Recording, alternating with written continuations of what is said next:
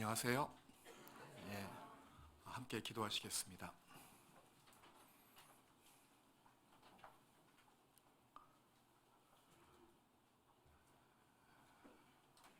우리의 죄악 때문에 사망에 처해 있었던 이 불쌍한 죄인들을 하나님이 일체 오래 참아주심으로 우리의 모든 죄를 십자가 위에서 흘리신 보배로운 피의 능력으로 영원히 속죄해 주심을 진심으로 감사드립니다. 저희가 구원받기 전에 십자가의 도가 무엇인지를 깨닫기 전에 아무런 소망이 없었던 사람들이었습니다. 십자가의 도가 우리 영혼에 새겨지고 하나님의 사랑과 예수님의 은혜를 깨달음으로 말미암아 산 소망을 우리에게 주신 것 정말 감사합니다. 거듭나고 구원받은 이후에 이제 하나님 앞에 거룩한 우리의 삶이 날마다 계속됨을 진심으로 감사드립니다. 하나님 아버지의 뜻에 합당한 삶을 살기를 간절히 원합니다. 저희를 진리의 말씀으로 깨끗하게 해 주옵시고 새롭게 변화시켜 주셔서 아버지의 뜻대로 순종하는 하나님의 사랑받는 자녀가 다 될 수 있도록 도와주시옵소서. 헛되고 헛된 세상 삶 속에서 영원히 기록되는 뜻깊은 날들이 계속될 수 있도록 역사해 주옵시고 우리의 모습 속에서 예수님의 형상이 드러나고 우리의 삶 속에서 아버지의 역사가 나타날 수 있도록 도와주시옵소서. 결코 우리 가운데 한 사람도 구원받은 이후의 삶이 헛된 삶이 또 없어지는 삶이 되지 않도록 붙잡아 주옵시고 세상과 사탄과 죄로 인해서 늘 우리가 넘어지는 자가 되지 않고 승리하는 자가 될 수 있도록 도와주시기를 원합니다. 오늘 주의 날을 맞이해서 주님의 피로 구원받은 저희 서울 중랑교회 성도들 또 한자리에 있습니다.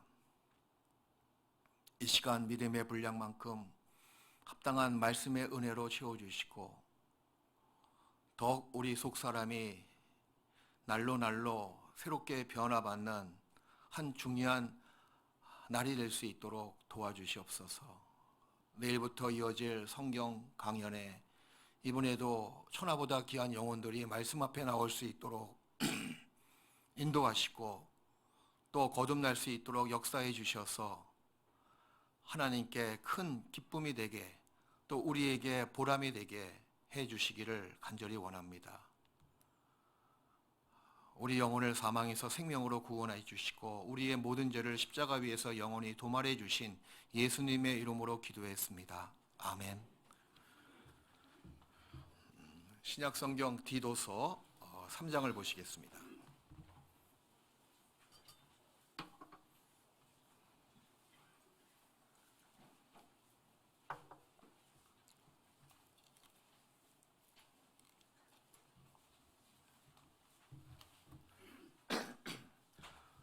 디도서 3장, 신약성경 349페이지입니다.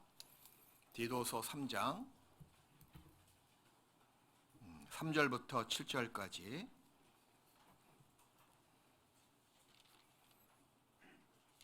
디도서 3장 3절부터 7절까지 같이 읽으시겠습니다. 우리도 전에는 어리석은 자여 순종치 아니한 자여 속은 자여 각색 정욕과 행락에 종노릇한 자여 악독과 투기로 지낸 자여 가증스러운 자여 피차 미워한 자이었으나 우리 구주 하나님의 자비와 사람 사랑하심을 나타내실 때 우리를 구원하시되 우리의 행한 바 의로운 행위로 말미암지 아니하고 오직 그의 국률하심을 조차 중생의 시승과 성령의 새롭게 하심으로 하셨나니 성령을 우리 구주 예수 그리스도로 말미암아 우리에게 풍성히 부어주사 우리로 저의 은혜를 힘입어 의롭다 하심을 얻어 영생의 소망을 따라 후사가 되게 하려 하심이라. 인류 역사를 예수님이 오신 기점으로 해서 역사 이전, 기원전, before Christ, 기원전이라고 또 불리워지고 있고, 예수님이 오신 다음에 아너 도미네, 주의 날, 진짜 역사 시작이다라고 세상 모든 사람들은 상식적으로 구분을 짓고 있습니다. 예수님이 이 땅에 오시기 전에 있는 모든 사건, 일들은 진정한 역사가 아니다라고 성경적인 차원에서 기독교적 관점에서 말씀드릴 수가 있습니다. 비로소 예수님이 이 땅에 오신 다음부터 역사가 기록됐다라고 또한 말씀드릴 수가 있습니다. 마찬가지로 우리 개인적인 인생도 똑같습니다. 예수님을 영접하지 않은, 곧 구원받기 전의 나의 삶은 허무한 삶이에요. 진짜 올바른 삶이라고 말씀드릴 수가 없는, 기록될 가치도 없는 그런 삶이었습니다. 예수 그리스도, 그분이 이 땅에 오시기 전에 있는 세상에 무슨 빛이 있었으며, 무슨 소망이 있었으며, 무슨 생명이 있었겠어요. 그러니 기원전, 역사가 아니다 라고 말씀드릴 수가 있듯이 우리 인생 삶 속에도 마찬가지입니다.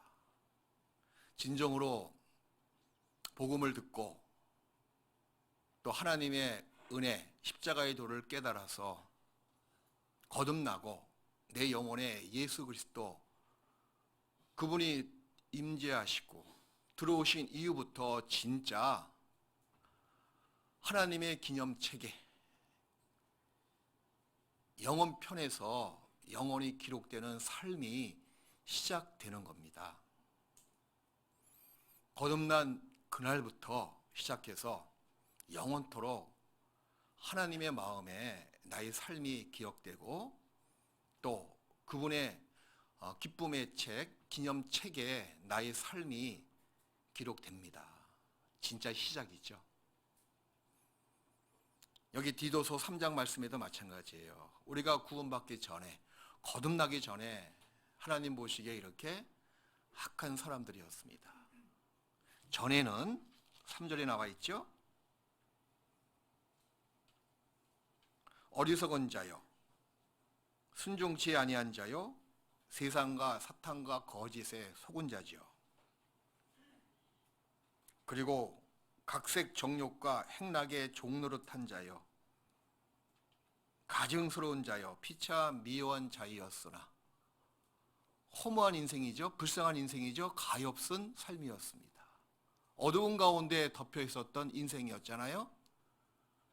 그런데 하나님께서 우리를 먼저 찾아오셨고 복음으로 불러주셨고, 드디어 복음을 듣고 복음을 믿음으로 말미암아 죽었던 내 영혼이 거듭나게 된 겁니다. 그래서 구원을 받은 사람은 그리스도 예수 안에서 새로운 피조물 된 사람이에요. 대충 인테리어 다시 했다, 그 정도가 아닙니다. 완전히 허물어 버리고 새로 지은 건축물처럼 그리스도 예수 안에서 새로 지은 바 된 새로운 피조물 된 사람이 성경에서 이야기하고 있는 거듭난 사람, 구원을 받은 사람입니다. 그런즉 누구든지 그리스도 예수 안에 있으면 새로운 피조물이라, 이전 것은 지나갔으니 보라 새 것이 되었도다. 이전 것은 지나갔으니 보라 새 것이 되었다라고 성경도 아주 당차게 우리에게 선포하고 있습니다. 진정으로 거듭나셨습니까? 무엇으로 그 거듭난 것을 증거해 보이시겠어요? 말로만 아닙니다. 자기의 삶으로서, 새로운 피조물 된 삶으로서 자기의 거듭남을 증거해 보이는 거예요.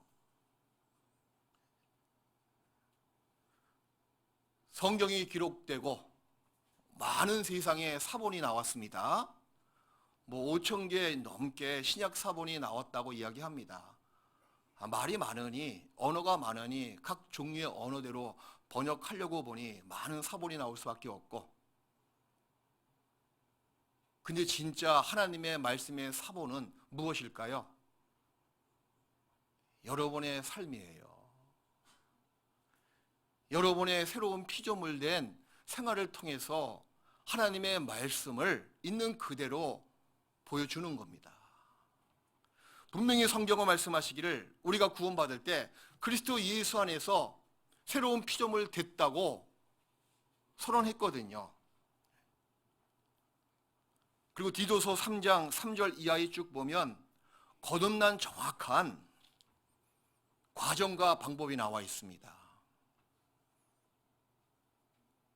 여기 3장 4절부터 보십시오. 사실 우리가 읽었던 3장 3절부터 7절까지 말씀이 성경 전체를 대변해주고 있습니다. 복음이 무엇이냐? 거듭나는 것이 무엇이냐? 예수님을 영접하는 것이 무엇이냐? 성령을 받는 것이 무엇이냐? 이런 성경에서 가장 중요한 핵심 포인트, 기독교에서 가장 중요하게 여기고 있는 핵심 교리가 무엇이냐? 그것을 이 디도서 3장 3절부터 7절까지 아주 알기 쉽게 일목요연하게 딱 정리하고 주고 있는 거예요. 거기에 4절부터 보시겠습니다. 우리 구주 하나님의 자비와 사람 사랑하심을 나타내실 때, 우리를 구원하실 때, 그렇게 요약해도 틀리는 말이 아니거든요. 하나님이 세상을 이처럼 사랑하사 독생자를 주셨으니, 그게 복음 아닙니까? 우리 사람을, 나를 사랑하실 때 5절에 구원의 방법이 나와 있죠. 우리를 구원하시되 우리의 행한 바 의로운 행위로 말미암지 아니하고 오직 그의 극렬하심을 조차 하나님이 내 영혼을 먼저 사랑하시고 불쌍히 여겨주셨기 때문에 우리를 구원해 주시는 거예요. 내가 잘나서, 여기 나와 있지 않습니까? 사람의 의로운 행위로 말미암지 않고 자기의 열심과 자기의 의로운 어떤 거룩한 모습이 하나님 마음에 쏙 들어서 우리를 구원해 주시는 것은 결코 아닙니다. 이걸 아셔야 된다는 거예요. 이것은 신앙생활 속에서도 마찬가지예요. 하나님의 일체 오래 참으심이 너희로 구원이 될 줄로 알라고. 우리가 구원받기 전에도 하나님의 오래 참으심이 계셨기 때문에, 왜 오래 참으셨습니까? 불쌍히 봐주셨기 때문에 그런 거예요. 하나님의 긍휼하심이 있었기 때문에 그런 겁니다. 그분의 오래 참으심이 없었으면 우리는 우리의 죄악 때문에 바로 심판받고 지옥불에 떨어졌을 거예요. 근데 그분의 오래 참으심 때문에 내 영혼이 구원을 받았죠. 근데 하나님의 오래 참으심은 지금도 놀랍게도 지속되고 있습니다. 신앙생활 속에서 하나님의 오래 참으심이 얼마큼 많이 우리의 발걸음마다 쌓여지는지 모르겠어요. 그 오래 참으심이 너무 깊고 너무 많기 때문에 지금의 내가 이렇게 이 자리에 어여치 앉아 있을 수가 있었던 거 아닙니까? 우리의 더러운 행위, 우리의 불결한 마음, 우리의 합당치 못한 그런 생각들 하나님이 모르시는 것이 아니에요. 그럼에도 불구하고 하나님의 오래 참으심은 지금 나에게도 이어지고 있습니다. 그래서 지금 내가 신앙생활 할 수가 있을 뿐더러 전도할 수가 있고 은혜 외의 은혜가 무엇인지를 맛볼 수가 있습니다. 우리 영혼이 거듭났을 때도 마찬가지입니다. 나의 의로운 행위로 내가 거듭난 것이 아니고 일체 하나님의 오래 참으심과 긍휼하심을 좇아서 구원을 받게 된 거예요. 절대 어느 인간의 의로운 행위로 천국 갈 수 있는 인간은 한 명도 없거든요. 오직 그의 긍휼하심을 쫓아서 우리가 중생의 씻음, 중생의 씻음이죠. 중생의 씻음, 씻는다. 그건 물을 우리가 금방 연상시킬 수가 있습니다. 요한 1서에 보니까 성령과 피와 물은 하나라고 말씀하시는 거예요. 물은 진리의 말씀을, 복음을 이야기하고 있고, 피는 우리의 죄를 영원히 정결케 해주시는 그 보이는 확실한 증거, 예수님께서 십자가에서 피를 흘려주셨잖아요. 성령과 물과 피가 하나다.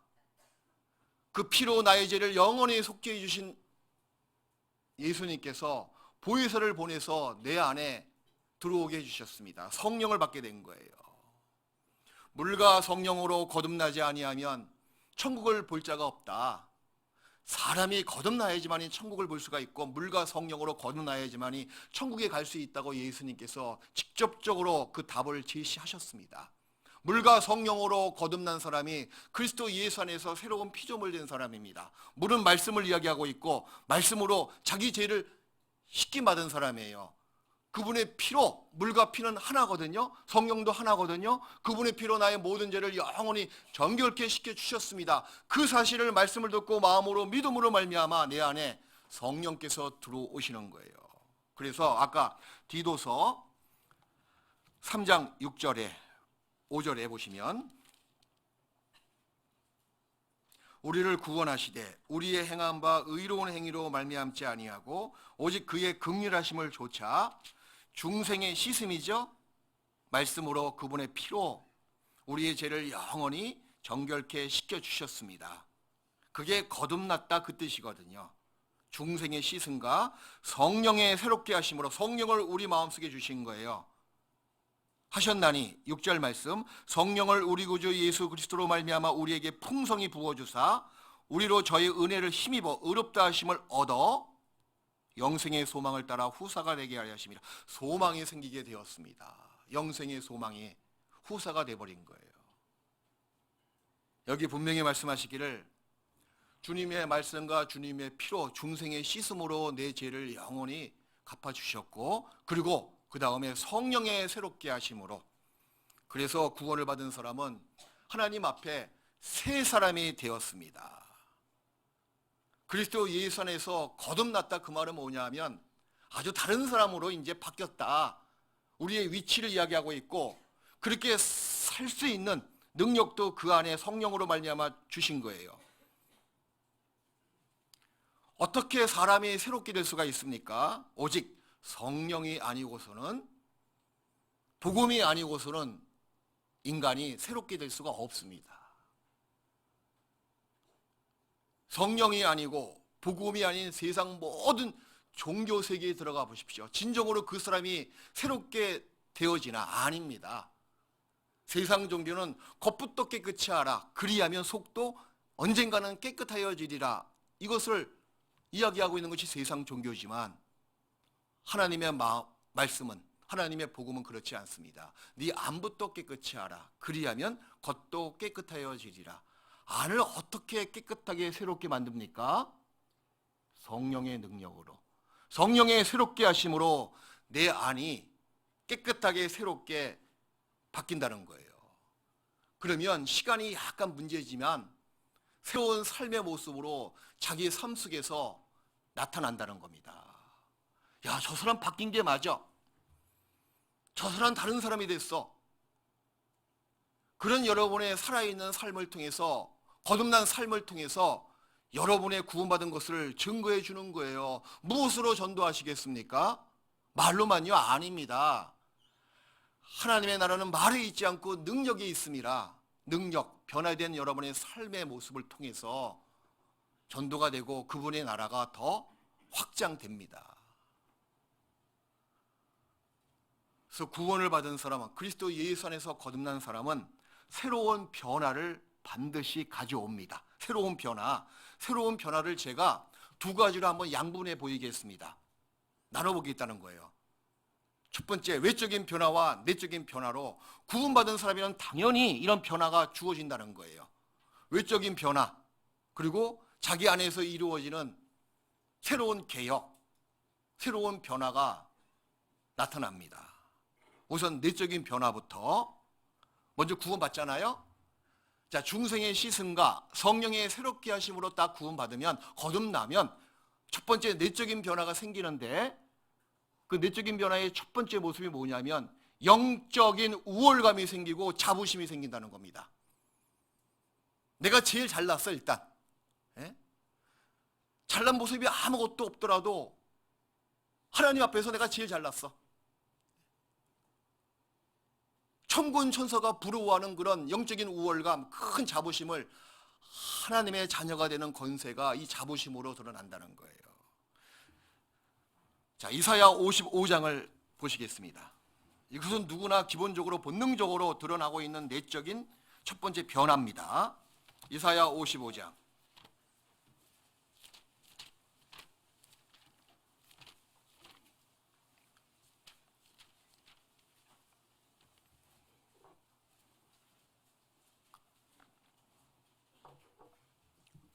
이사야서 55장 12절. 너희는 기쁨으로 나아가며 평안히 인도함을 받을 것이요 산들과 작은 산들이 너희 앞에서 노래를 바라고 들의 모든 나무가 손바닥을 칠 것이며. 보십시오. 구원을 받은 사람은 그 영혼이 기뻐 날뜁니다. 그 영혼의 평안함이 깃듭니다. 그렇게 하나님께서 인도해 주시거든요. 그리고 내가 이 산천초목을 보잖아요. 전에 본 산천초목하고 거듭나고 본 산천초목이 틀리다니까. 여기 보십시오. 어떻게 나를 향해서 태도를 취하고 있는지. 작은 산들이 너희 앞에서 뭐 한다고요? 읽어보세요. 믿어지지 않으세요? 네? 노래를 바랄 것이다. 야, 바람 소리에 나뭇잎 소리가 노래 소리처럼 들린다는 겁니다. 거듭나고 나무를 보면 그렇게 나무가 나를 보고 방긋방긋 웃는 것 같고 구원받은 것을 축하하고 있는 모습들로 보인다는 거예요. 이게 사실이거든요. 이건 지극히 개인적이고 지극히 주관적인 모습이라 하더라도 성경은 진리이기 때문에 아주 보편적으로 객관적으로 공평하게 말씀하고 계시는 겁니다. 구원받은 사람이라면 똑같이 이런 모습으로 작은 산들이 뭐 한다고요? 노래 부른다고. 영적인 세계에서 이거 사실이거든요. 들의 모든 나무가 뭐 한다고요? 야, 나무가 손바닥을 친대요. 이번 학예수양회 때 구원받은 식구를 봤을 때 정말 마음속으로 손바닥 많이 쳤잖아요. 축하한다고. 기쁨의 박수를 많이 치지 않았습니까? 그때 산천초목들, 나무들은 다 하나님의 영광을 노래하고 우리의 영혼에 거듭난 것을 축하하는 박수 소리로서 가득 찼습니다. 우리는 성경을 통해서 영적인 세계를 믿잖아요. 나 때문에 온 산천 초목들이 기뻐하고 노래 부르고 나 때문에 박수를 친다고 생각하니 내가 최고 아닙니까? 이런 영적인 우월감이 딱 생기는 거예요. 그리고 이사야서 30장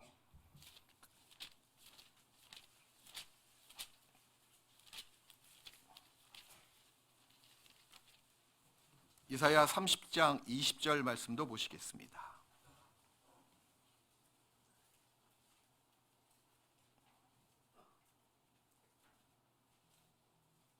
(20절이) 아닌데 좀 보자. 26절이요. 26절. 이사야 30장 26절 같이 읽읍시다. 여호와께서 그 백성의 상처를 싸매시며 그들의 맞은 자리를 고치시는 날에는 달빛은 햇빛 같겠고 햇빛은 7배가 되어 7날의 빛과 같으리라. 보십시오. 우리 영혼이 구원을 받을 때 우리의 죄를 영원히 속죄해 주시고 우리의 형벌 때문에 아파했던 그 영혼의 상처, 죄 때문에 그 깊이 패여있던 그 영혼의 상처를 하나님께서는 고쳐주시고 싸매주셨잖아요. 구원받은 그날에는 보십시오. 달빛은 햇빛 같겠고 햇빛은 7배가 되어 7날의 빛과 같으리라. 찬란하게 더욱더 빛나고 더욱더 찬란하게 내게 비춰주고 있다는 것을 말씀하시는 겁니다. 그만큼 내 영혼의 구원을 온 우주 만물은 찬양하고 있습니다. 나 때문에. 네, 그렇죠. 나 때문에 세계 온 우주 만물이 존재하고 있는 거예요. 지금도 마찬가지입니다. 그래서 구원을 딱 받고 거듭나잖아요. 그러면 물론 기본적으로 감사와 큰 확신이 들지만 또 한 가지는 야, 내가 최고구나. 내가 정말 존귀한 자구나. 모든 것을 가진 자구나. 네? 세상 어떤 것이 부럽지 않습니다. 큰 자부심을 갖고 영적인 우월감을 갖습니다. 이게 첫 번째 내 안에서 이루어지는 내적인 변화예요. 두 번째는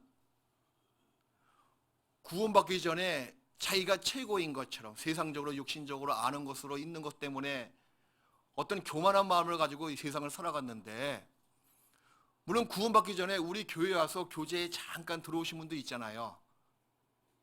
그 거기 앉아있는 형제들 보면 좀 우습게 보이거든요. 세상적으로 자기보다 못하고 세상적으로 자기보다 배우지 못하고 갖지 못하고 어떤 자매를 볼 때마다 정말 삶이 어설프게 보이고 어리석게 보이고 유치하게 보입니다. 근데 스스로가 확실히 거듭나고 구원받고 교제에 들어오잖아요. 그 전에 그렇게 보였던 형제자매가 굉장히 존귀하게 보이는 거예요.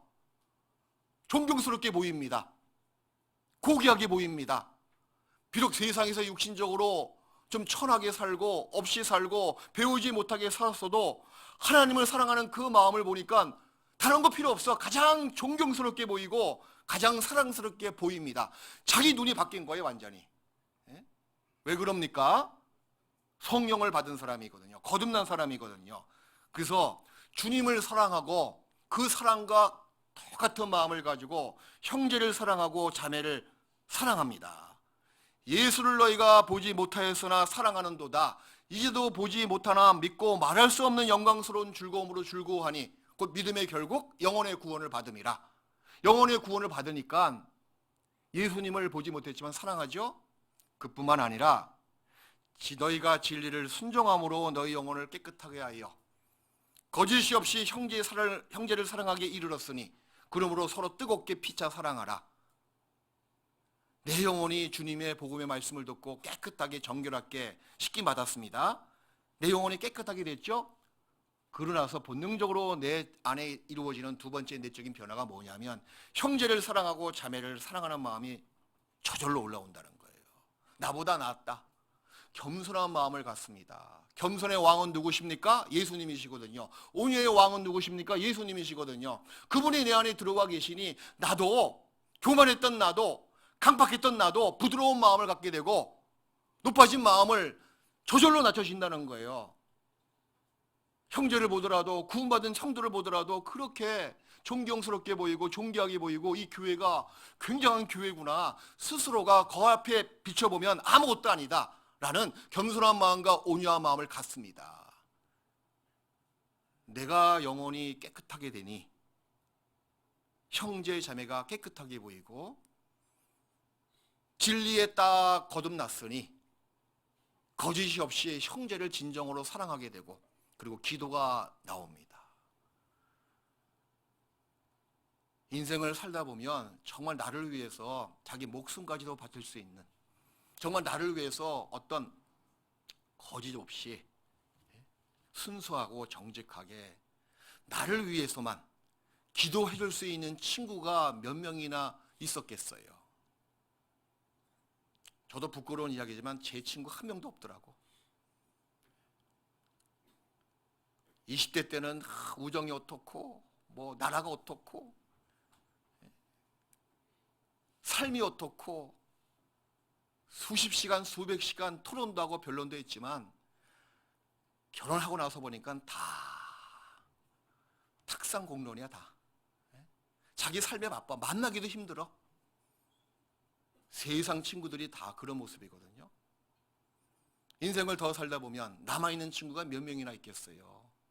자기 안에 영원한 반려자라 하지만 또 자기 마음대로 안 되잖아요. 자기 자식도 마찬가지고 나를 위해서 진정으로 기도해주고 나를 위해서 진정으로 자기 모든 것을 버릴 수 있는 사람은 정말 부모님 말고 특히 어머님 말고 아내 말고 남편 말고는 거의 없다고 해도 과언이 아닌 것 같아요.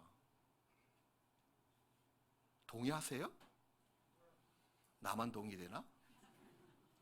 근데 구원을 받고 나서 보니까 보십시오. 구원을 받고 나서 보니까 진정한 친구가 이렇게 많이 생긴 거예요. 내가 알지도 못하는 사람, 이름도 듣지 못한 사람이 나를 위해서 기도하고 있습니다. 제가 몸이 아팠을 때요. 몽골 가니까 몽골에 곳곳에 있는 많은 몽골 그리스도인들이 저를 위해서 기도 많이 했대요.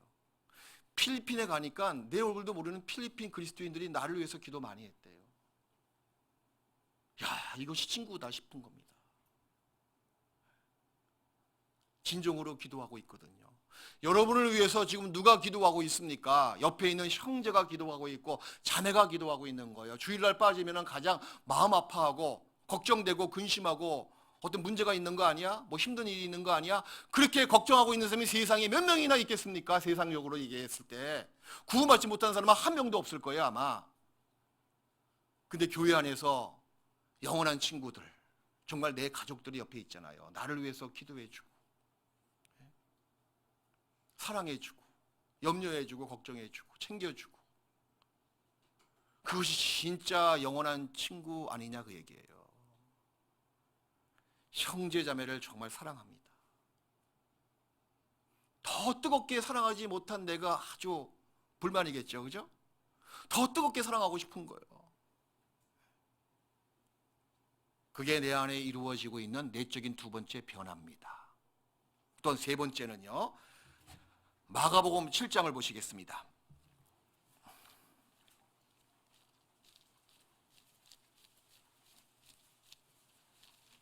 마가복음 7장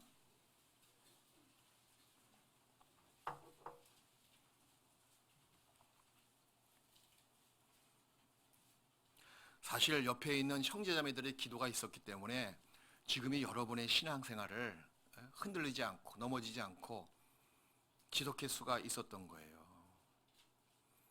일주일 전에 한의원에 갔더니 한의사 양반이 저한테 이렇게 이야기하더라고.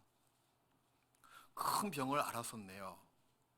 지금 후유증 없어요? 그러니까 하나도 없습니다. 그랬더니 심한 운동까지 하고 있습니다. 그랬더니 이렇게 이야기하는 거예요. 그 사람은 구원받지 못한 사람이니까. 야, 목사님이 천운이네요, 천운. 속으로 웃기고 있네. 하나님의 은혜죠. 누구의 기도가 있었기 때문에, 여러분의 기도가 있었기 때문에. 세상적으로 세상 사람들은 기적이다, 천운이다 라고 이야기할지 몰라도 우린 그렇지 않습니다. 당연지사거든요.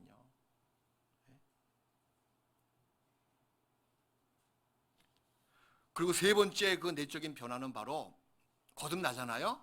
그러면 뚫린 이 기가 막혀있는 기가 뚫려지고요, 어눌한 혀가 탁 풀립니다. 정말 올바른 진리의 말씀을 이야기하고 생명의 소리가 나오고, 그리고 말씀을 들어도 이게 무슨 의미인지, 하나님의 뜻이 무엇인지를 정확히 분별할 수 있는 말씀으로 자기 귀에 들려진다는 거예요. 그 말은 뭐냐면 귀가 열리고 어눌한 이 혀가 풀린다는 겁니다. 이게 내적인 변화예요. 마가복음 7장 35절.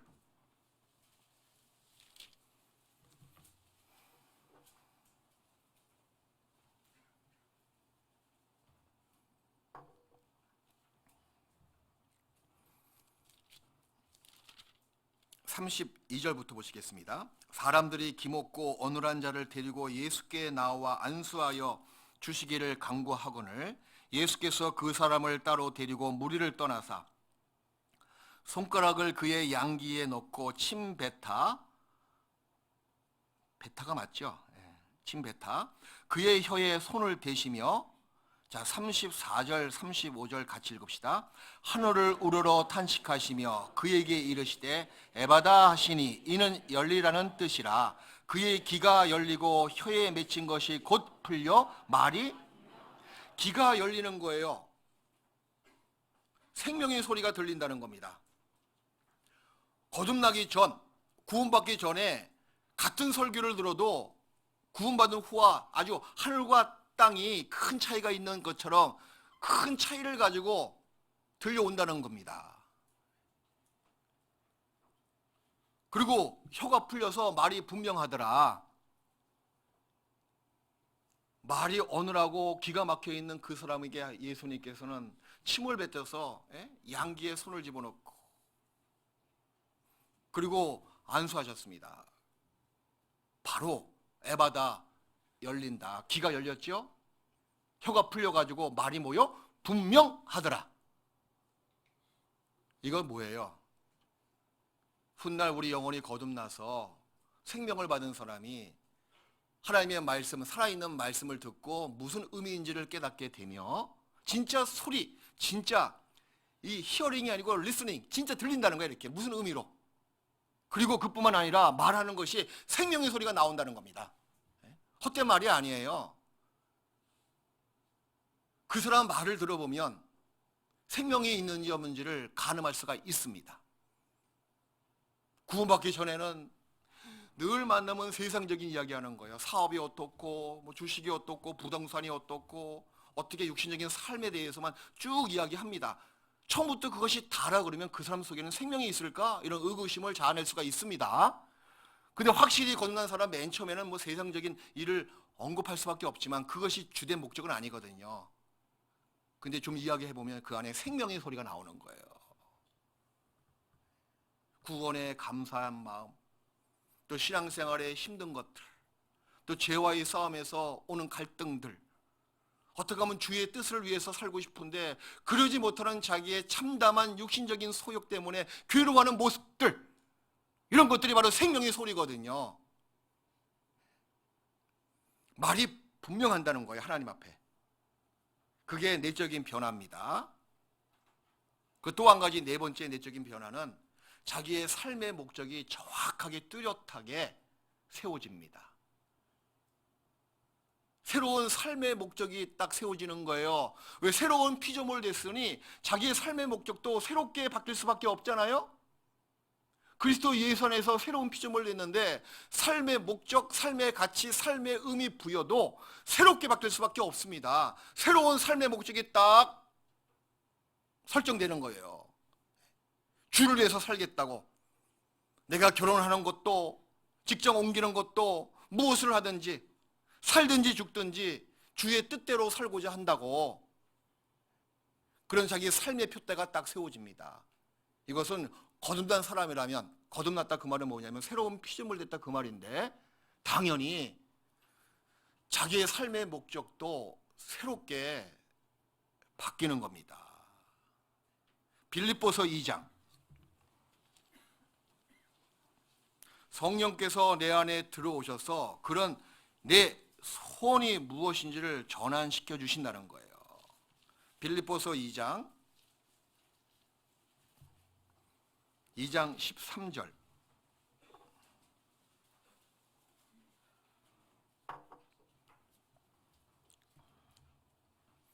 함께 읽어요.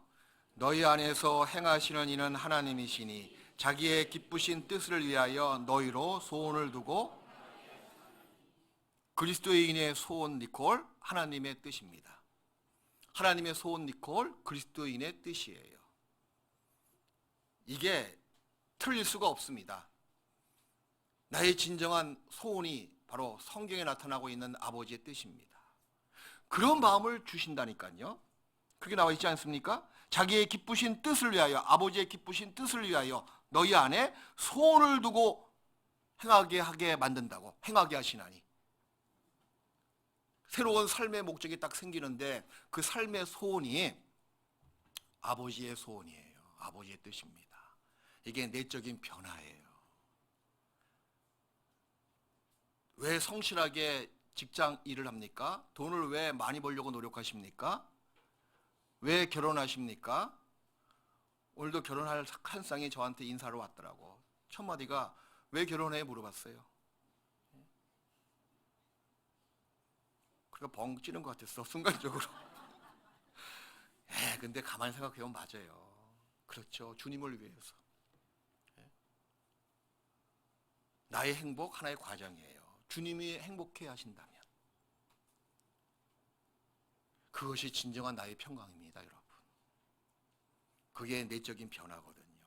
새로운 삶의 목적이 딱 새롭게 생기는 거예요. 그리고 마지막 다섯 번째 내적인 변화는 뭐냐면 갈등이 생깁니다. 제가 감사, 큰 확신, 평강은 기본적인 것이고 일단은 또 한 가지 특이한 내적인 변화 중에서 마지막 변화가 뭐냐면 내적인 갈등이 생겨요. 갈등. 왜 갈등이 생길까요? 구원받기 전에는 성령님께서 내 안에 안 들어오셨거든요. 그러니 내 영혼은 어두운 가운데 있는 영혼이었고 공중의 권세 잡은 자 사탄의 손아귀에 있었던 내 영혼이었습니다. 죄의 종이었죠. 근데 성령이 들어오시고 나서 보니까 새로운 마음을 주신 거예요. 에스겔 36장 24절인가요? 26절인가? 새로운 마음을 주시고 새 영을 주셨다고 나와 있잖아요. 새 신, 성령을 내 안에 주시고 새로운 마음을 주셨어요. 없던 마음이 생겼다 그 얘기죠. 그러니 기존에 있었던 어두움의 마음을, 제약된 마음과 싸움이 일어날 수밖에 없는 겁니다. 갈등이 생긴다는 거예요. 갈등이 없습니까? 그건 이상한 거예요. 갈등이 생겨. 뭐 때문에? 죄 때문에. 지옥 갈 죄가 아니라 이 욕심으로 말미암는 죄 때문에, 죄와 욕심이 하나님 앞에 나를 불편하게 만듭니다. 그것이 바로 갈등으로 나를 힘들게 한다는 거예요. 나의 영혼이 죄와 내 욕심 때문에 평안치 못합니다. 그게 내적인 갈등이거든요. 로마서 7장, 그게 내적인 변화예요. 어떤 분들은 그런 내적인 갈등이 너무 심해서 나 구원받은 거 아니야 라고 구원의 의심병에 걸려서 넘어지는 경우가 있는데, 그렇지 않습니다. 그 반대로 긍정적으로 생각하셔야 돼요. 로마서 7장 15절,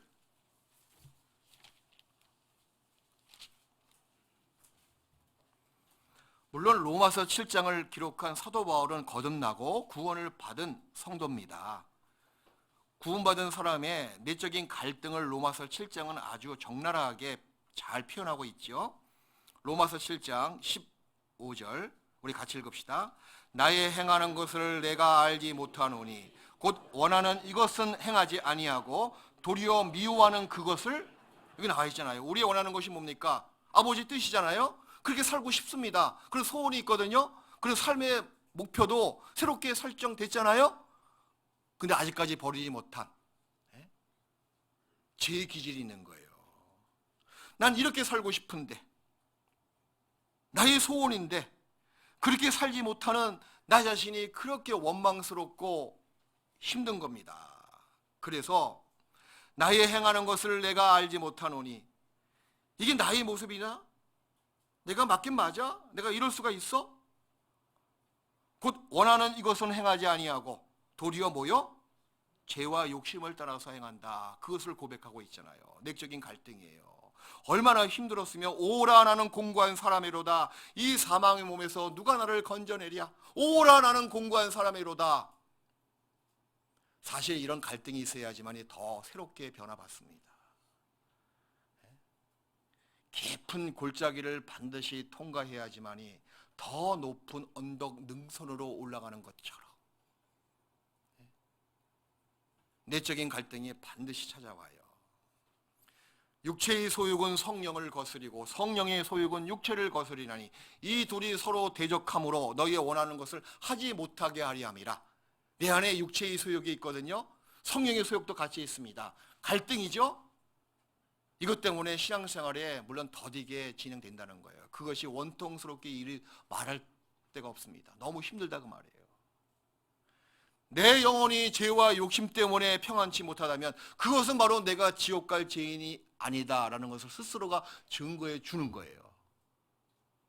이런 내적인 변화 중에서 마지막 갈등이 있습니다. 그게 거듭난 새로운 피조물 된 사람의 증거이기도 합니다. 자, 그리고 이제 외적인 변화가 또 주어진다는 거예요. 외적인 변화. 구원받고 나서 보니까 환경이 싹 형통하게 바뀌고, 나를 미워했던 나의 남편, 나의 가족들이 구원받은 거 축하해주고 막 그냥, 그리고 그렇게 말 안 듣던 자식들이 말 잘 듣고 이렇게 환경이 바뀌는 것은 결코 그렇지 않습니다. 그거 기대하지 마세요. 구원받지 못한 남편이 더 핍박하면 핍박했지. 교회당 가는 거 좋아라 하고, 교회당 갈 때마다 좋아라 하는 사람은 뭔가 좀 이상한 거예요. 뒤로 죄 짓고 있는 게 분명할 겁니다. 없었으면 좋겠거든요. 핍박이 임합니다, 여러분. 그게 외적인 첫 번째 변화예요. 그것 때문에 내가 구원받았는데 왜 삶이 더 어려워지지? 저 구원받지 못한 가족들이 나를 더 왜 핍박하고 미워하고 있지? 나 구원받은 거 맞아? 라고 의심하면 안 됩니다. 그건 당연지사예요. 그거 인정하시라는 겁니다. 핍박을 겸하여 받거든요. 근데 끝내는 거기서 승리합니다. 그래서 더 큰 축복을 받습니다. 마태복음 10장을 보시겠습니다. 이게 첫 번째 외적인 변화입니다. 새로운 피조물 된 사람이 즉각적으로 변화를 받는데, 그 첫 번째 외적인 변화가 핍박을 겸하여 받습니다. 마태복음 10장 35절.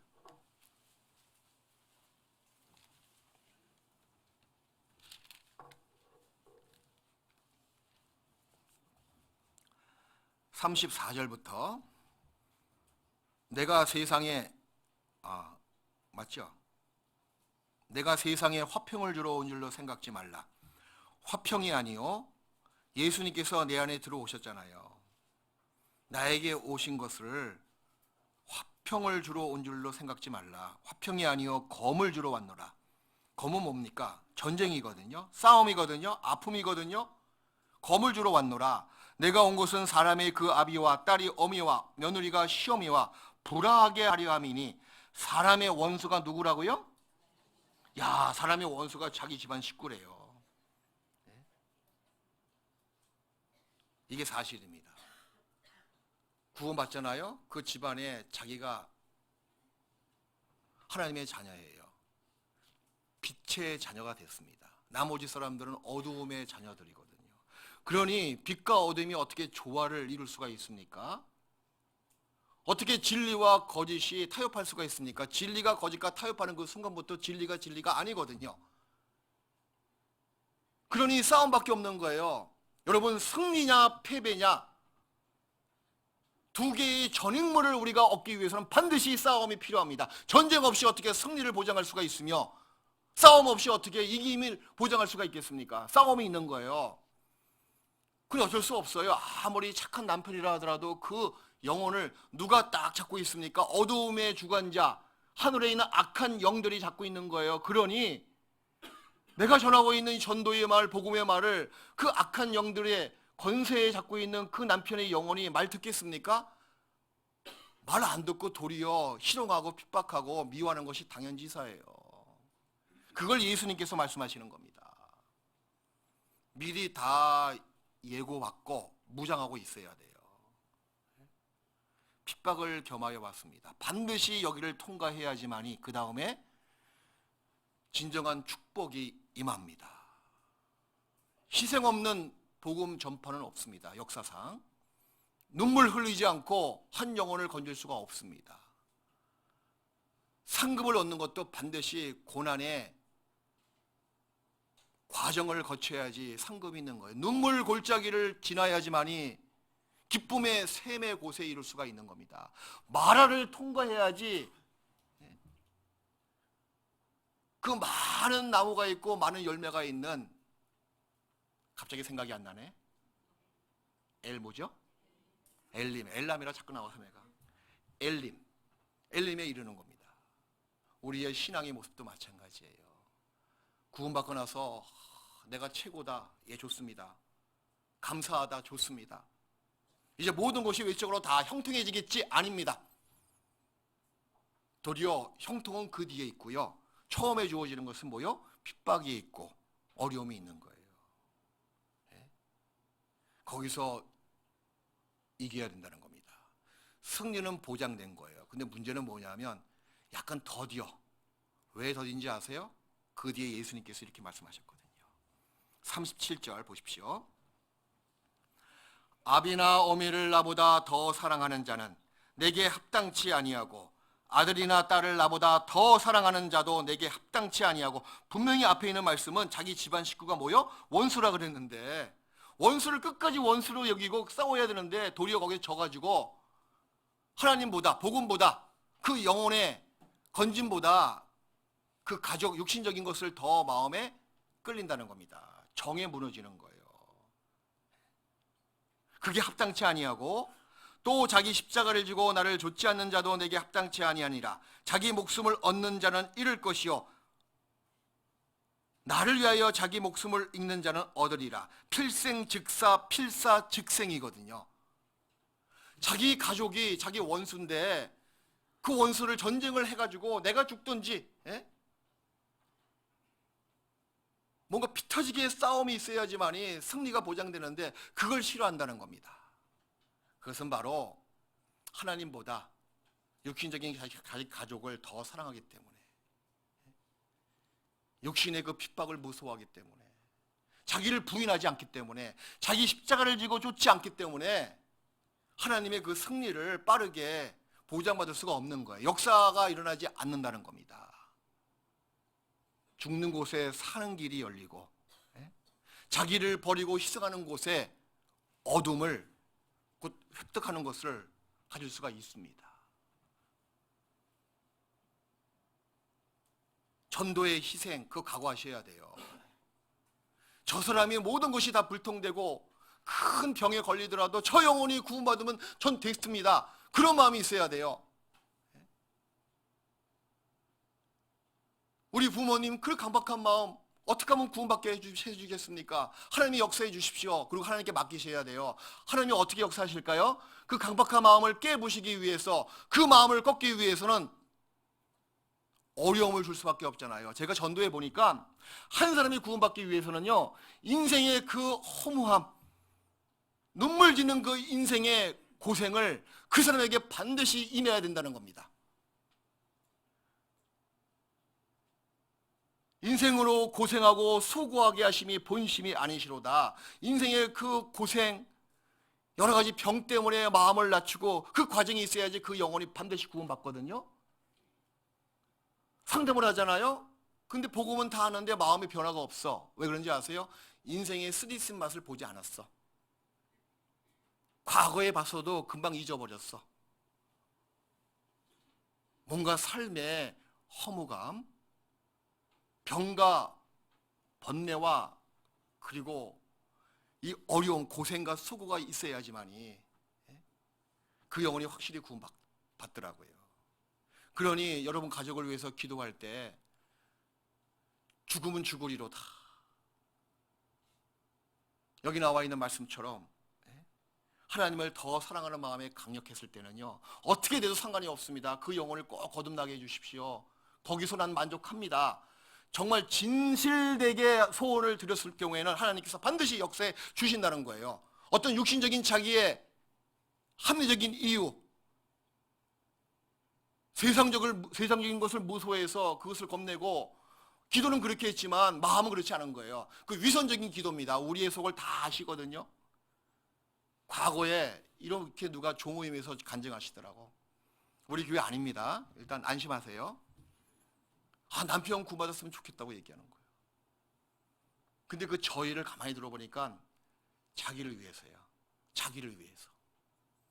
남편 구원받으면 같이 차 타고 교회 가고, 남편 구원받으면 자기 교회 가는 것에 대해서 싫은 말 안 하고. 알고 봤더니 남편 영혼 구원받는 그 이유가 뭐냐면 중심이 자기 유익이에요. 그러니 하나님께서 그 마음을 아시는데 그 위선적인 그 소원의 기도를 들어주시겠습니까? 아닙니다. 죽으면 죽으리로다.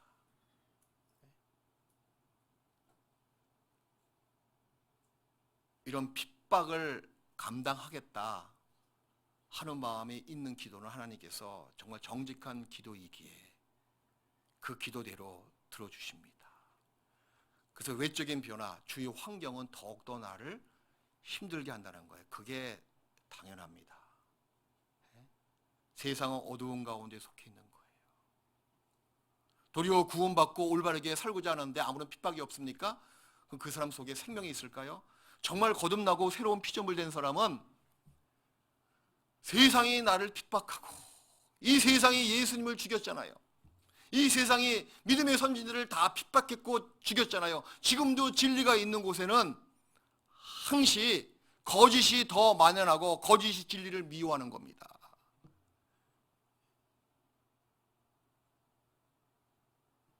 핍박이 있다는 것을 당연지사로 여기셔야 돼요.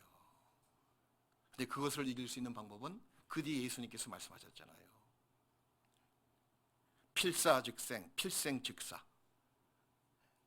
그런 단호한 마음을 가졌을 때 승리를 보장받을 수가 있습니다. 그게 첫 번째 외적인 변화예요. 두 번째 외적인 변화는요, 구원받잖아요. 그러면 자기의 삶을 자기 스스로가요, 단순하게 또 순결하게 스스로가 정리정돈합니다.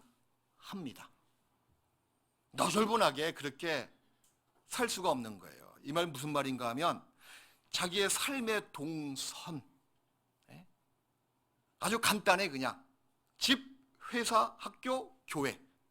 집, 회사, 학교, 교회. 그전에는 너무 널브러져 있었어요. 무슨 개모임도 많고, 동호회 모임도 많고, 동창회 모임도 많고, 여기 가고 저기 가고 차 끌려다니다가 이렇게 거의 죄악 가운데 만연했었잖아요. 근데 구원을 받고 나서 딱 자기 삶이 어떻게 바뀌냐면 서서히 하나하나 다 끊어집니다. 스스로가 끊고, 아니면 구원받지 못한 사람들이 나 나오지 말래, 그냥 너 나오면 재미 하나도 없대. 이게 무슨 말인가면요, 스스로가 싫고요, 그리고 세상이 우리를 싫어하기 때문에 발로 차버린다는 거예요. 양과 염소가 같이 있는데 늘 염소가 양을 핍박하고 미워하는 거 아세요? 뿔로 막 양을 박아. 근데 양은 그것 때문에 더 앞으로 빨리 간대요. 그리스도인들도 마찬가지입니다. 자기의 동선이 정리가 돼요. 신앙생활 하다 보면 이제 교회당, 직장, 그리고 어디요? 집은 가야지, 집은. 청년들 집은 가야 돼요. 예? 그 세 군데로 딱 삼각 트라이앵글처럼 이렇게 딱 되는 거예요. 그게 정말 올바른 삶이에요. 여러분, 단순한 삶이 평강의 삶으로 이어집니다. 주변을 단순하게 정돈하고 또 깨끗하게 그만큼 정리정돈한다는 거예요. 사도행전 9장을 보시겠습니다.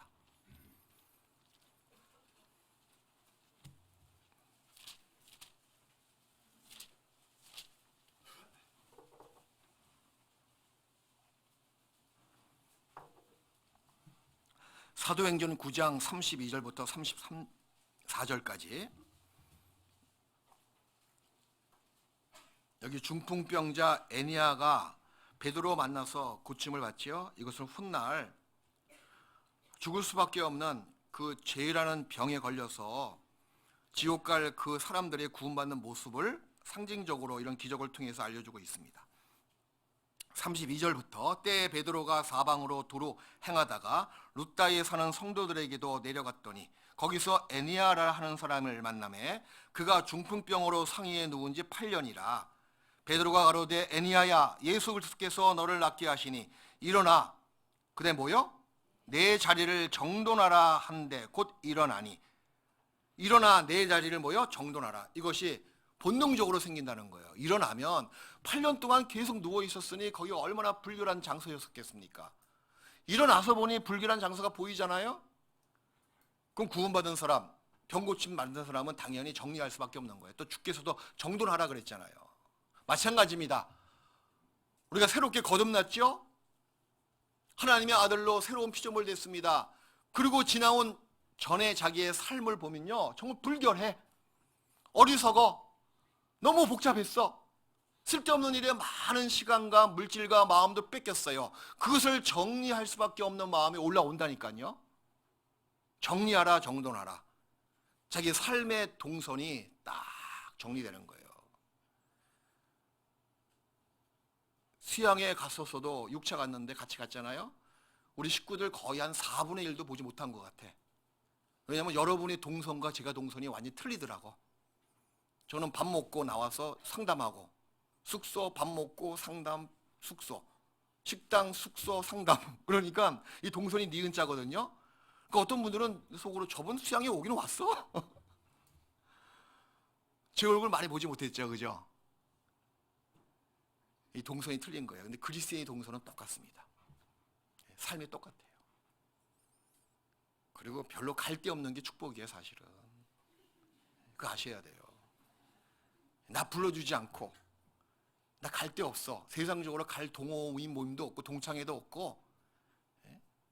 한 번은 제가 몽골에 있는데 어떻게 우연히 그 밴드인가 뭔가 하고 들어갔더니 글쎄 잘못 들어가가지고 제가 고등학교 여기 동창회 모임에 들어갔어요. 그냥 이거 뭐지 하고 들어갔더니 바로 오더라고. 뭐가, 야, 너 30년 만인데 너 어디서 뭐하냐?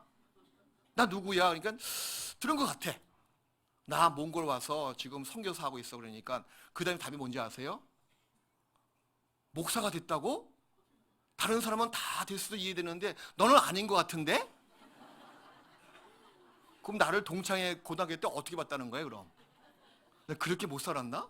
그렇게 엉망진창 살았나? 얘가 나를 어떻게 본 거야? 그 다음에 탈퇴했습니다, 그냥. 기분도 나쁘고. 그리고 이게 한두 마디 건네보니까, 야, 마음이 있잖아요. 이렇게 악인들이 없다 싶은 거예요.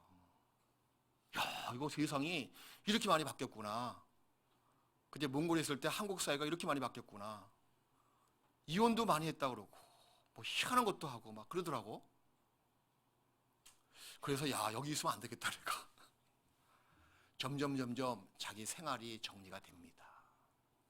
더러워서 정리가 되고요. 마음이 불편해서 스스로가 나와버린다는 거예요. 또 너무 깨끗하게 사니 깨끗이 못한 사람들이 좋아하겠습니까? 네? 당연히 어두움은 빛을 미워합니다.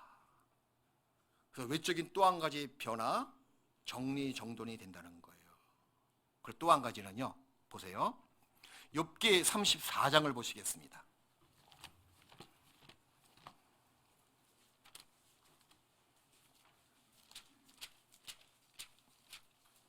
욥기 34장 3절을 보시겠습니다.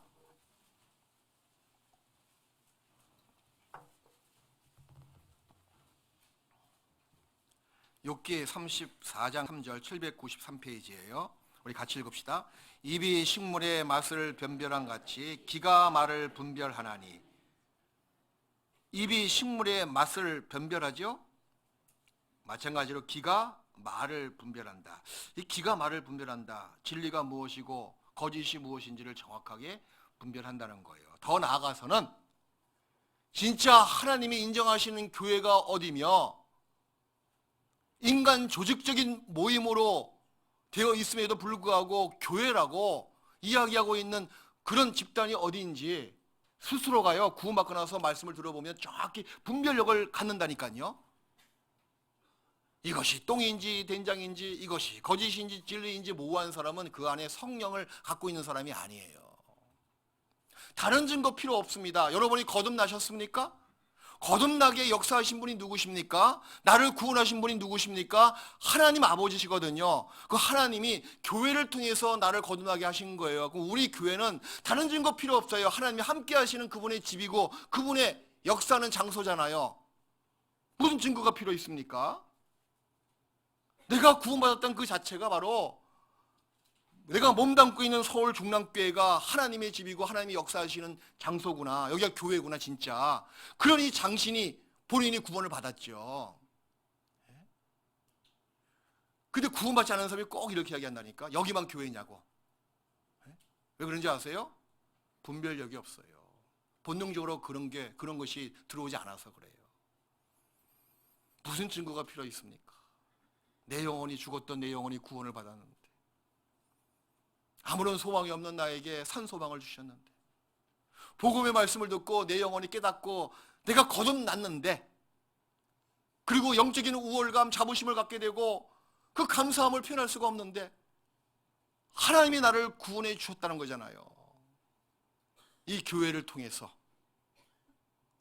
그 전에 20년, 30년 감리교, 장리교 다른 교회를 다녔어도 구원받지 못한 거 확실하잖아요. 그 여기 와서 구원을 받았습니다. 그 무슨 증거가 필요하냐 그 얘기예요. 정확하게 분별력을 갖는다니까요. 이게 외적인 변화예요. 그리고 기존 교회 가잖아요. 뭐 기존 교회당도 아니야. 그냥 조직적이야 그냥. 전 그렇게 표현하고 싶습니다. 가면은 말씀이 안 들어와요. 말씀이 안 들어오고 저건 틀리다. 우리 목사님 구원받지 못한 거 아니야? 내가 왜 이런 마음이 올라오지? 내가 교만해진 거 아니야? 아닙니다. 그 성령께서 주시는 마음이에요. 분별력을 갖거든요. 그리고 그것을 얘기할 수밖에 없어요. 집사님 거듭나셨어요? 나 이번에 말씀 듣고 내 영혼이 확실히 구원받았어요. 그렇게 이야기하면 옆에 있는 집사님들이 축하한다고 이렇게 이야기합니까? 아니야. 어디 갔어? 핍박합니다. 그리고 계속 그렇게 이야기하잖아요. 그 아까 제가 말씀드렸다시피 염소가 양을 발로 차듯이 나를 내보내요 그냥. 눈을 떴던 그 소경이 바리새인들이 출교한다고 막 그랬을 때 예수님께서 끝내는 다시 만나서 나를 쫓으라고 이야기하신 것처럼 하나님이 구원받은 사람을 다시 부르십니다. 그리고 구원받은 사람은 이런 즉흥적으로 내적인 변화, 외적인 변화를 가지면서 그리고 계속적으로, 반복적으로, 지속적으로 새롭게 변화를 받아야 돼요. 새롭게 계속 변화받고 나가야 돼요. 하나님은 우리 영혼을 있는 그대로 사랑하십니다. 지금 여러분이 있는 그대로 사랑하셔요. 무엇이 힘들고 무엇이 어렵고 무엇을 눈물 짓게 만드는지, 어떤 형편이 있는지, 어떤 환경이 있는지 다 아시고 있는 그대로, 종으로 있었으면 종 있는 그대로 사랑하셨거든요. 있는 그대로 사랑하십니다. 하지만 그대로 두시지는 않습니다. 그거 명심하셔야 돼요. 내 영혼을 있는 그대로 사랑하시지만 나를 있는 그대로 두시지 않습니다. 나에게 충격을 주고 나에게 고통을 주고 나에게 은혜를 주셔서 뭔가 나로 하여금 변화받고 새롭게 되고 점진적으로 지속적으로 계속적으로 변화받기를 원하신다는 사실이에요. 골로새서 3장을 보시겠습니다.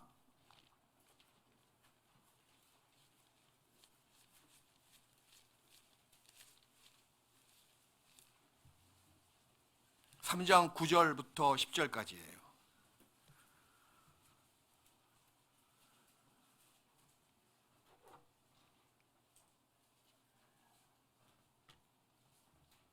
(3장 9절부터 10절까지) 너희가 서로 거짓말을 말라. 옛 사랑과 그 행위를 벗어버리고 새 사람을 입었으니 이는 자기를 창조하신 자의 형상을 조차 지식에까지 새롭게 하심을 받는 자니라.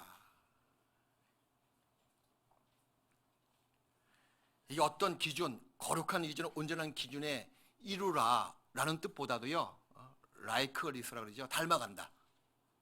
계속적으로 닮아가기를 원하신다는 거예요. 너 이 기준에 도달해야 돼. 그렇게 요구 안 하십니다.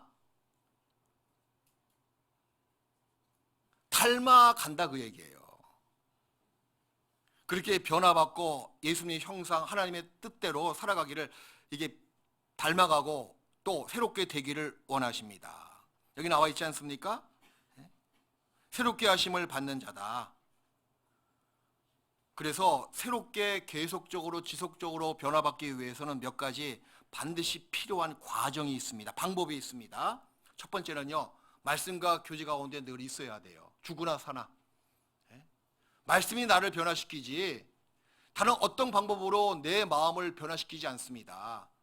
내가 구원받을 때도 복음으로 구원받고 변화받은 것처럼, 거듭난 것처럼, 거듭난 사람으로서 계속 신앙의 진보, 변화를 받기 위해서는 말씀을 통해서, 말씀이 나를 터치하거든요. 말씀이 나에게 충격을 주거든요. 말씀에 찔림이 있거든요. 말씀에 때림이 있거든요. 말씀에 위로가 있거든요. 말씀에 격려가 있거든요. 말씀이 나에게 소망을 주거든요. 뭔가 말씀은요, 살아있는 말씀인 까닭에 나에게 충격을 준다는 거예요. 충격이 없는 다음에 변화를 기대하지 않습니다. 반드시 충격이 있고 고난이 있고 그 다음에 변화를 가져온다는 거예요. 믿음의 교제 가운데 있을 때 이 선이 보입니다. 또 시편 48편을 보시겠습니다. 신앙은 이론이 아니고 체험이에요. 눈물을 흘려본 사람이 눈물의 의미를 안다는 말이 있잖아요. 베개 위에서 눈물을 흘려봐야지 인생의 그 의미를 좀 안다고. 인생을 논하기 위해서는 베개 위에서 눈물을 흘려보지 않은 사람과 논하지 말라고 하는 말처럼 신앙도 이론이 아니고 체험이다 그 얘기예요. 시편 48편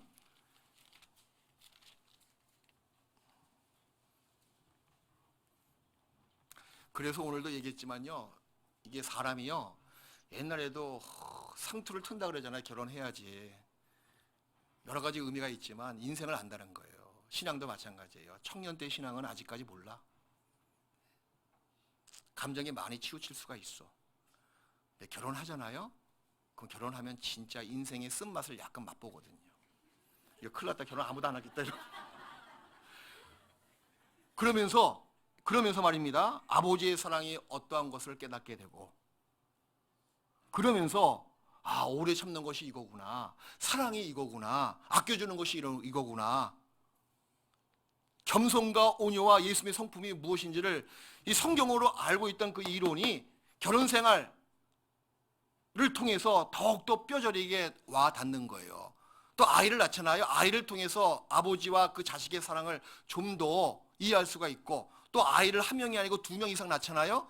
그럼 둘이 서로 싸우는 것을 봤을 때, 야, 형제자매 우애가 참 아버지 마음을 기쁘게 하는구나 라는 것도 깨닫게 된다는 겁니다. 그래서 청년들은 반드시 결혼해야 돼요. 시집 가서 아를 낳아야 돼. 성경 그렇게 나와 있거든요. 그 의미가 있기 때문에 그런 거예요. 하나님을 정말 사랑하시고 신뢰하기를 원하십니까? 그럼 반드시 결혼해서 알을 낳아야 돼.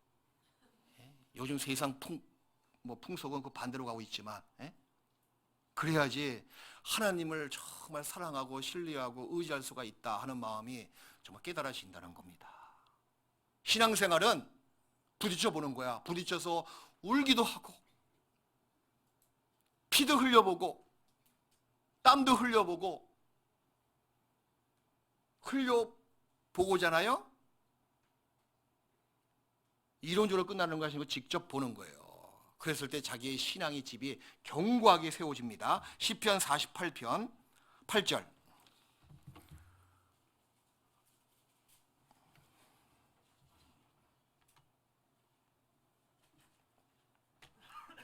우리가 들은 대로의 동그라미 쳐보세요 한번. 만군의 여호와의 성, 우리 하나님의 성에서 보았나니의 동그라미 치시고, 하나님이 이를 영영이 경고케 하시리로다. 경고케 하시리로다. 동그라미 쳐보세요. 이 세 동그라미를 연결하면 들은 대로 보았나니 경고케 하신다. 그 뜻이잖아요. 이게 신앙의 정수입니다. 이번 하계 수양에 직접 가 보셨잖아요.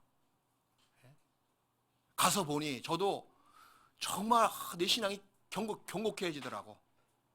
그동안 하계 수양에 대해서 많이 하다 보니까 좀 그 능력과 효과에 대해서 좀 식상해 했거든요. 근데 이번에 한번 그 모든 것을 다 불식시켰어요, 그냥. 야, 가서 보니까 정말 이 많은 분들이 와서 마음이 변화되는 거 모습 보고, 구원받는 거 보고, 그리고 구원받지 못하는 강팍한 남편이라 하더라도 마음이 열려서 다음에 다시 오겠다고, 그런 분들이 거의 많습니다, 이번에. 영혼이 거듭나는 모습을 어디서 직접적으로 순간적으로 볼 수가 어디 있습니까? 하나님이 역사하시는 그 장소에 내가 가서 보니, 가서 봤잖아요. 그동안 듣긴 들었어요. 수양회가 좋다고, 하나님이 역사하시는 곳이라고 듣긴 듣고 끝나는 것이 아니고 직접 가서 봤더니 정말 그렇지 않습니까? 그것이 여러분의 신앙이 진수라니까. 그것이 내 속사람을 경고케 한다는 거예요.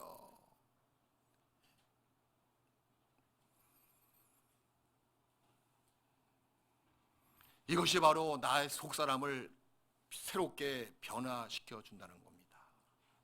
경고케 된다고 나와 있죠? 마음의 변화를 받는 거예요. 그래서 여러분들은 말씀을 들을 때나 어떤 교회에서 어떤 행사를 할 때 건축 헌금하는 것도 마찬가지입니다. 하계 수양에 갔다 와서 그 믿음관 그 웅장한 그 건물 보니까 야, 정말 잘 지었다 싶은 거예요. 그 10,000명이 넘는 분들이 그거 없었을 때는요 정말 복잡했거든요. 매점 가서도 거의 앉을 자리가 없었잖아요, 그죠? 어디 가서도 거의 앉을 자리가 없고 그렇게 불편했습니다. 근데 그 큰 건물을 지어놓고 보니까 어디 들어가 계시는지 다 종족이 묘연해. 그냥 다 나름대로 다 상담하고 나름대로 다 영혼의 그 구원받기 위한 준비를 다 하시는 거예요. 정말 잘 지었더라고. 그래서 오늘 말씀 끝나고 그 입당 헌금인가? 입당 건축, 입당 헌금을 좀 할 겁니다. 전 더 하고 싶어요, 막. 그런 마음이 올라와. 야, 또 내년에 얼마큼 많은 분들이 구원받을까? 직접 들은 대로 끝나는 것이 아니고 가서 보고 깨달아 봤더니 정말 주님이 역사하시는 것이 맞잖아요. 마음의 변화 받는 거예요. 그런 기회를 여러분들은 많이 가지셔야 돼요.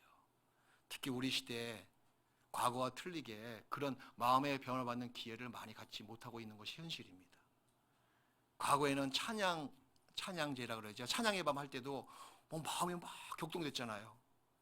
그뿐만 아니라 입당식에 가더라도 마음이 격동됐습니다. 근데 요즘은 별로 그런 거 못 봐.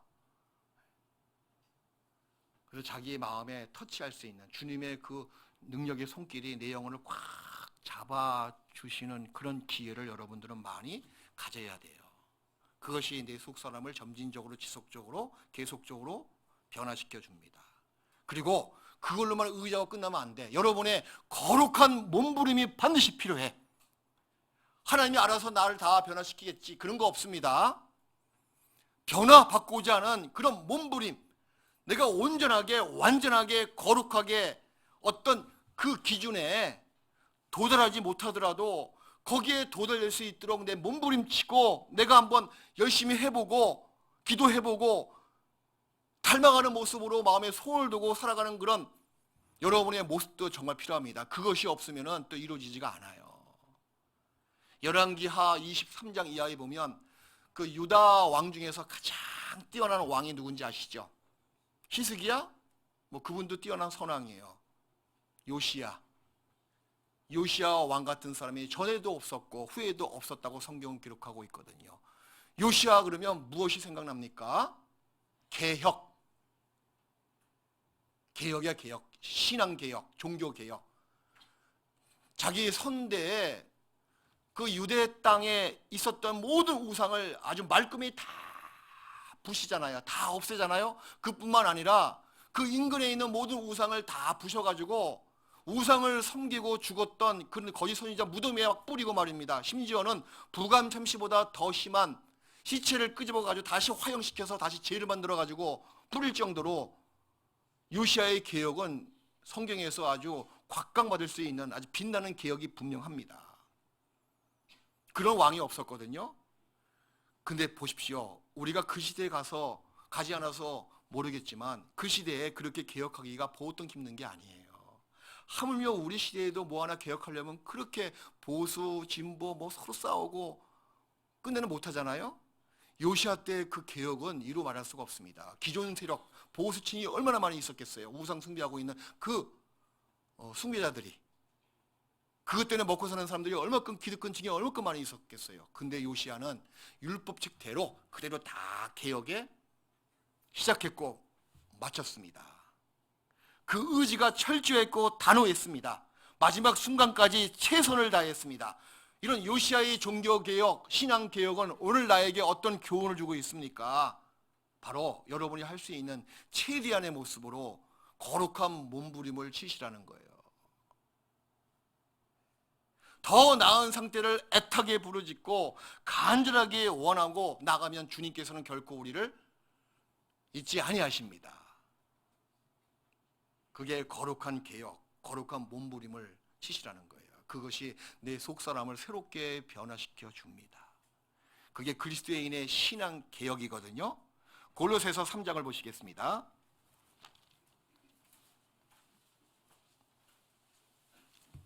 골로새서 3장 5절 8절.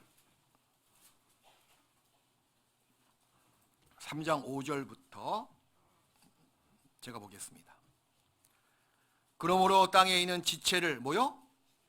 이건 현재 시제예요. 앞으로 계속 이루어지는 미래 시제이기도 합니다. 죽이라. 어떤 의지가 포함되어 있죠? 죽이라. 명령이지만 의지를 발동시킬 수 있는 명령이잖아요. 곧 음란과 부정과 사욕과 악한 정욕과 탐심이니 탐심은 우상 숭배니라. 이것들을 인하여 하나님의 진노가 임하느니라. 너희도 전에 구원받기 전에 그 가운데 살 때에는 그 가운데서 행하였으나 8절 말씀 같이 읽읍시다. 이제는 너희가 이 모든 것을 벗어버리라. 곧 분과 악의와 회방과 너희 입에 부끄러운 말이라. 이제는 너희가 이 모든 것을 뭐요? 벗어버리라. 이게 진정한 적폐청산이에요, 사실. 예? 여러분의 신앙생활에 적폐가 있습니다. 적폐의 뜻이 뭔지 알죠? 오랫동안 쌓이고 쌓인 폐단이다, 그 뜻이거든요. 오랫동안 쌓이고 쌓인 더러운 정력, 부패한 그 기질, 그것을 청산하셔야 돼요. 이 적폐청산은 그리스도인들에게 정말 합당한 거예요. 맞는 말입니다. 벗어버리라. 더러운 옷을 벗듯이 벗어버리라. 너희는 유혹의 욕심을 따라 썩어져가는 구습을 쫓는 옛사람을 벗어버리고 오직 심령으로 새롭게 되어 옛사람을 벗어버리고 썩은 사과는 버려야지 남아있는 사과를 보존할 수가 있습니다. 썩은 물고기는 밖에다 갖다 버려야지 남아있는 물고기가 살아갈 수가 있는 거예요. 고린도후서 4장 2절 말씀에도 숨은 부끄러운 일을 버리고 숨어있는 부끄러운 짓, 혹시 여러분의 취미 생활이 모임 와서 간증하지 못할 정도로 부끄러운 모습이었습니까? 그건 죄야 그럼. 당당히 얘기하지 못하는 것은 숨은 부끄러운 일이에요. 그거 벗어버리라는 겁니다. 설마 아직도 뒤에서 홀짝홀짝 술 마시고 흡연하고 있으신 분 안 계시죠? 설마 저 방구석에서 화또 치시는 분 안 계시죠? 숨은 부끄러운 일을 벗어버려야 돼요. 이런 빛 가운데 하지 못할 그 일들은 반드시 거의 숨은 부끄러운 일일 거예요. 창세기 35장을 보시겠습니다.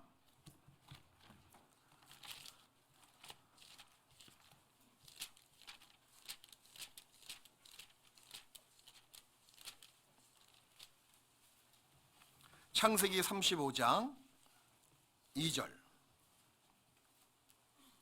야곱이 하나님의 축복을 받고 자기 고향 땅으로 돌아왔죠. 돌아오자마자 고향 땅에서 환영받고 모든 것이 형통한 것이 아니었어요. 자기 딸이 강간을 당하고 자기 아들들이 원수를 갖고 인생의 정말 쓰리쓴 맛을 다 야곱은 맛봤습니다. 그리고 35장 1절에 하나님이 야곱에게 이르시되, 그 전까지 34장에는 정말 입에 담지 못할 그 사건들이 쭉 나와 있잖아요. 그런 다음에 하나님이 야곱에게 이르시되 일어나 베델로 올라가서, 베델 기억나시죠? 야곱의 사닥다리, 처음에 하나님과 대면했던 그 장소, 다시 올라가서 거기 거하며, 그 2절에 야곱이 이에 자기 집사람과 자기와 함께한 모든 자에게 이르되 너희 중에 이방 신상을 버리고, 그 전까지 이 신상을 간직을 많이 했거든요. 이방 신상을 버리고 자신을 정결케 하고 의복을 뭐요? 의복을 바꾸라. 그 세계 근처 상수리 나무 아래다가 그 모든 것을 다 묻어버립니다. 이게 정결케 하는 모습이잖아요. 의복을 바꾸라. 의복을, 자신을 정결케 하고 의복을 바꾸라. 이것은 자기 삶을 좀 바꾸라, 새롭게 되라, 삶을 정리하라, 그 모든 의미로 포함되고 있습니다. 이 사람이 있잖아요. 사람이 자기 마음을 바꾸는 것은 쉽지 않습니다. 이건 사람은 곧 구원받지 못한 사람도 마찬가지고 구원받은 그리스도인도 마찬가지예요. 하나님이 그 마음을 바꿀 수가 있는데, 어떤 세상 학자가 이렇게 이야기하는 걸 들었습니다. 뭐 세상 사람들에게 적용되는 방법인 것 같아요. 하지만 1편에서는 그리스도인들에게도 적용되는 것 같아요. 인간을 바꾸는 방법이 3가지가 있다. 첫 번째 방법은 시간을 달리 쓰는 것이다. 두 번째 방법은 사는 곳을 바꾸는 것이다. 세 번째 방법은 새로운 사람을 사귀고 바꾸는 것이다. 그 말이 한편에서 맞는 것 같아요. 그래야지 그 사람이 삶이 바뀐다. 근데 이것이 신앙세계에 들어오잖아요. 맞습니다. 시간을 달리 쓰라는 거예요. 여러분의 시간 계획을 다시 설정하십시오. 우선순위를 하나님 보시기에 합당하게, 교제 나가는 시간, 주일, 수요일날 말씀 듣는 시간, 거기 우선순위로 시간 설정을 다시 하라는 거예요. 시간을 달리 쓰라는 겁니다. 그리고 사는 곳을 바꾸라는 거예요. 사는 곳. 뭐 이사 가라는 얘기냐, 그것이 아니고 자기의 그 숙식, 자기의 생활의 많은 시간들을 내가 어디에서 사용해야 되는지, 이 교회입니다. 교회. 제가 그랬잖아요. 집, 직장, 학교나 교회당이라고. 사는 곳을 바꾸십시오. 또 마지막으로 사람을 바꾸라는 거예요. 오해하지 마십시오. 뭐 남편을 바꾸라, 아내를 바꾸라, 그 얘기 아니에요. 새로운 사람으로 바꿔서 사귀라는 겁니다. 구원받고 나서 이 교제 가운데 형제 자매, 새로운 사람이잖아요. 여러분의 친구들, 대화를 나누고 같이 함께하는 그 시간을 갖는 그 사람들을, 대상을 바꾸라는 거예요. 새로운 마음의 결심으로서는 참 부족해요. 우리 마음은 작심삼일이라고 금방 넘어집니다. 그러니 이 3가지를 바꾸십시오. 시간을 그리스도 예수 안에서 하나님을 향한 시간으로 결정하시고 장소도 바꾸시라는 거예요. 어디에 내가 많은 시간을 투자하는 장소가 어디냐. 이런 카페가 아니고요. 술집이 아니고요.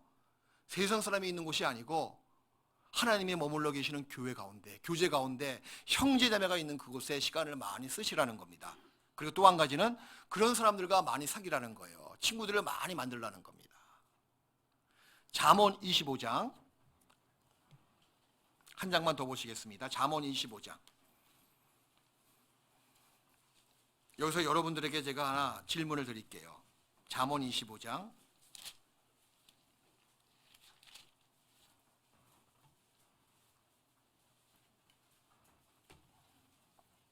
잠언 25장 4절.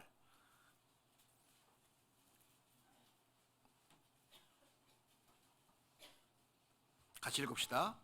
은에서 찢기를 제하라. 그리하면 장색에 쓸만한 그릇이 은에서 찢기를 제하라.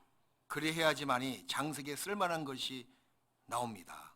찢기를 제거하지 않은 상태에선 쓸만한 그릇을 얻을 수가 없어요. 하나님 보시기에도 마찬가지입니다. 그러면 여러분들의 그 찢기는 무엇입니까? 이게 질문이야. 하나님 보시기에 여러분의 찢기는 무엇입니까? 누구나 다 찢기는 있어요. 저도 있거든요. 그 찢기를 버렸을 때 장색에 쓸만한 그릇이 나오는 거예요. 찢기를 내어버리십시오. 과감하게. 거지에게는 양복이 어울리지 않는 것처럼, 신사에게는 거지 옷이 어울리지 않는 것처럼, 새롭게 된 피조물 그리스도인들에게는 새로운 삶이 어울리는 거예요. 옛날 삶으로 어떻게 다시 돌아가시겠습니까? 그럴 수가 없는 겁니다. 그 새 사람은 새 사람답게 복음에 합당하게 사시기를 정말 바랍니다. 이제 내일부터 성경 강연에 여기에 시간을 많이 투자하세요. 여러분을 위해서 정말 유익한 겁니다. 같이 기도해 주시고 선에 있는 곳에 합력해서 마음을 모으십시오. 같이 잠깐 기도하시겠습니다.